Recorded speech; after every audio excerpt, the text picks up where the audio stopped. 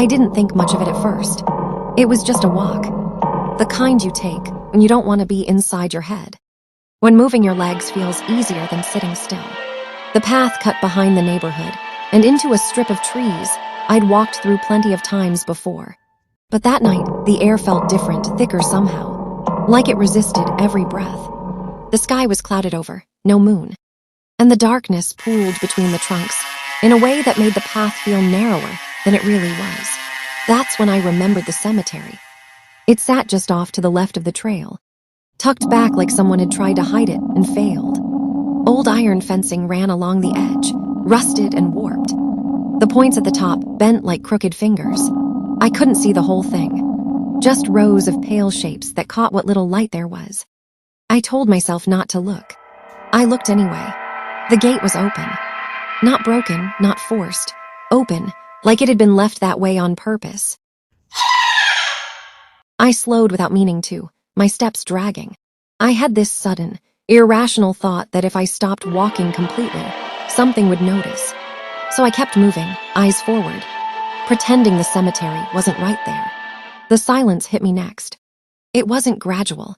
One moment there were insects, distant traffic, the soft noise of leaves shifting. The next, nothing, no crickets, no wind. Even my footsteps sounded wrong. Too sharp, like they didn't belong in the space. I became painfully aware of my body. The way my shoulders tensed. The way my breathing sounded too loud in my ears. That's when I heard it. Another step. Not behind me exactly, slightly off. To the side, close enough that my stomach dropped. I told myself it was an echo, or my shoes scuffing uneven ground. I adjusted my pace. The sound adjusted too. Step, step. Perfectly timed. Oh my God.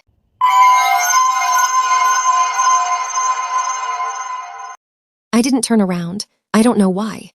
Maybe some part of me understood that if I looked, I wouldn't be able to pretend anymore.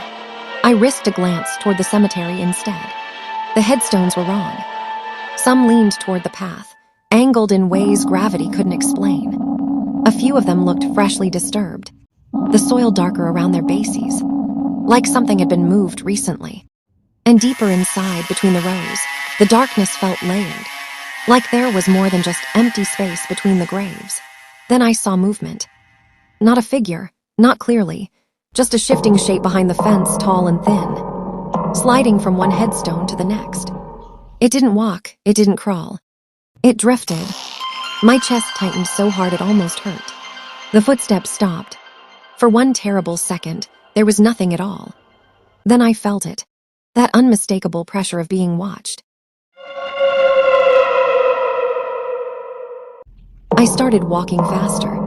The path curved ahead, and I focused on the faint glow of a streetlight in the distance like it was a lifeline. My heart was pounding so hard, I was sure whatever was behind me could hear it. A step. The sound came back. Closer now. I reached the bend and nearly stumbled into the light. The trees thinned, the air felt lighter, and sound rushed back all at once. Cars, wind, night insects like they'd been holding their breath. I stopped. The footsteps didn't follow. I turned around. The path behind me was empty. The cemetery was still there, quiet and ordinary. The gate unmoving, no shadows, no shapes. I laughed, shaky and embarrassed.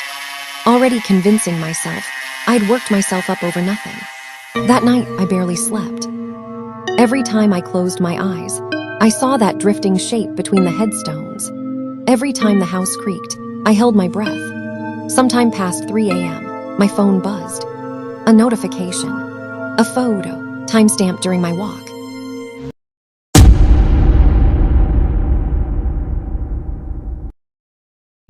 I got home later than I meant to. The house was dark except for the porch light, which flickered like it was struggling to stay awake. When I unlocked the door, the silence inside felt heavier than usual. Thick, padded, like the rooms were holding their breath. I didn't turn on the TV. I didn't play music. I just heated up leftovers and ate standing at the kitchen counter. The microwave clock is the only thing moving in the room. Every so often, I thought I heard something upstairs. Not footsteps, just a faint thump, like someone shifting their weight. I told myself it was the house settling. After I finished eating, I noticed the hallway light was out. The switch didn't do anything. I flipped it up and down a few times, annoyed more than concerned. That's when I remembered the attic light had been acting weird too. So I went there.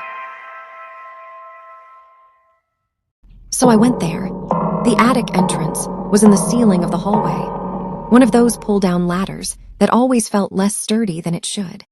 I grabbed a flashlight and dragged a chair underneath, already tired, already wishing I'd just gone to bed.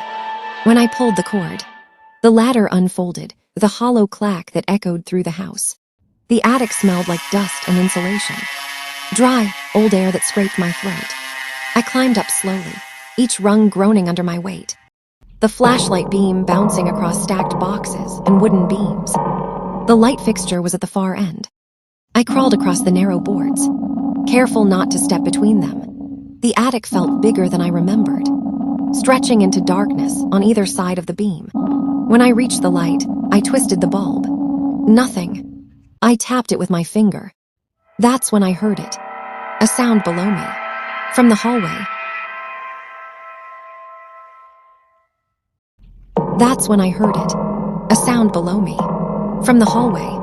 The soft click of the light switch.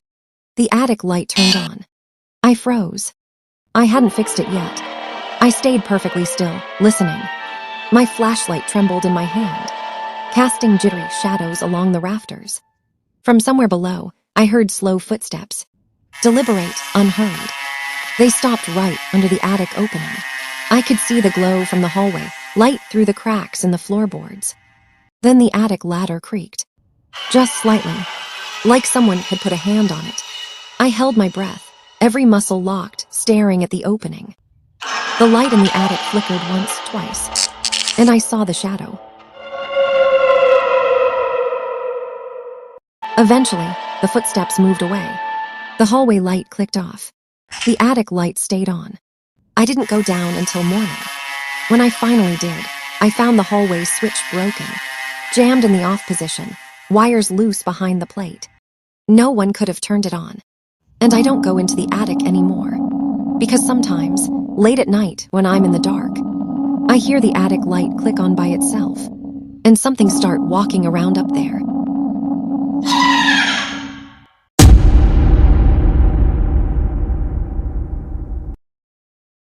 I wasn't supposed to be eating ice cream. My sister had hidden it earlier that day, sliding the carton to the very back of the freezer like that would stop me. She even said, "Don't touch it. It's for tomorrow," which obviously meant it wouldn't survive the night. Everyone else was asleep.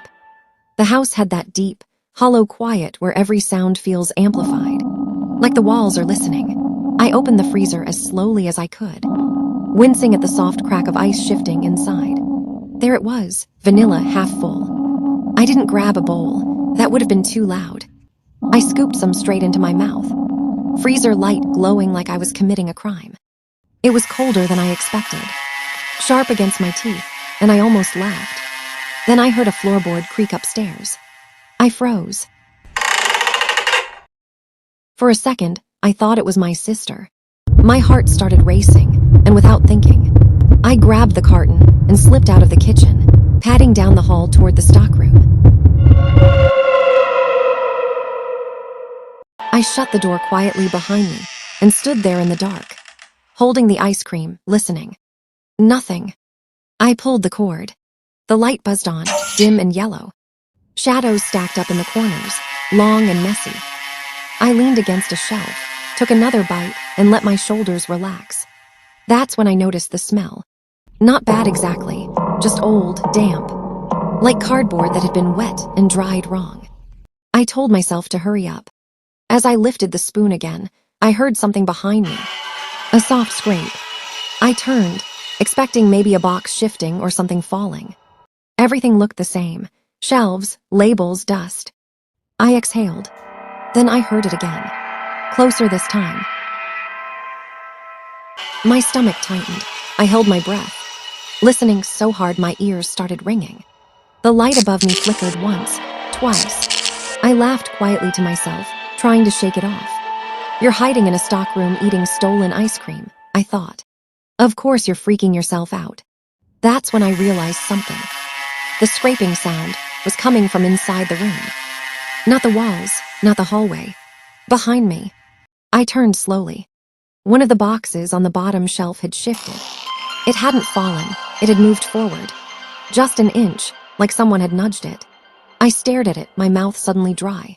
Then the ice cream carton twitched in my hands. Just a little, like something had brushed against it. I dropped it. Shit. Ice cream spilled out, spreading in a pale, sticky puddle across the concrete. And in the reflection of that melted white, I saw feet, bare, dusty, standing right behind me. I didn't turn around. I couldn't. The light went out. The scraping sound stopped. And right next to my ear, something breathed slow, cold, and patient. I don't remember leaving the stockroom. I just remember waking up in my bed. Heart pounding, the taste of vanilla still sharp on my tongue. For a while, I convinced myself I dreamed it. Stress, late night, too much sugar. That explanation held until I went to the kitchen the next morning. The freezer was open. The ice cream carton sat on the counter, empty, scraped clean down to the cardboard, like someone had taken their time with it. I stared at it, confused. I knew I'd dropped it. I remembered it spilling across the stockroom floor. Slowly, I walked down the hall. The stockroom door was wide open. Inside, the light was on. The floor was spotless. No melted ice cream. No sticky residue. No footprints. Nothing except the shelves. Every single box had been pulled forward to the edge, lined up neatly, as if something had been searching through them. I stood there, frozen. Behind me, in the quiet of the house, I heard the soft scrape of a spoon against cardboard. And from somewhere very close, too close, someone whispered, "You weren't done." Shit.